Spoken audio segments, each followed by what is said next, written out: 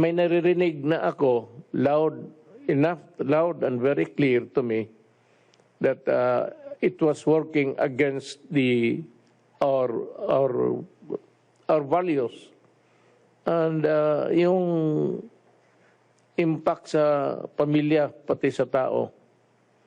Ang labas na hindi na natutulog yung sabungero 24 hours.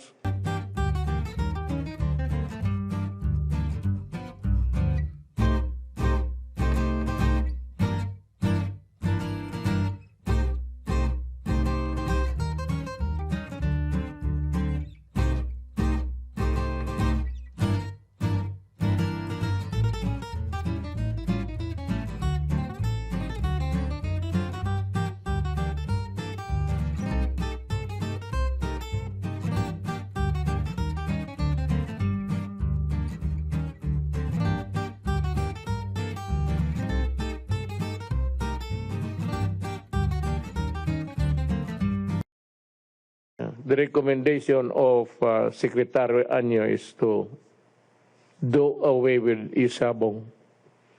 And he cited the validation report of coming from all sources. So it's his recommendation, and I agree with it, and it is good. So e-sabong will end by tonight.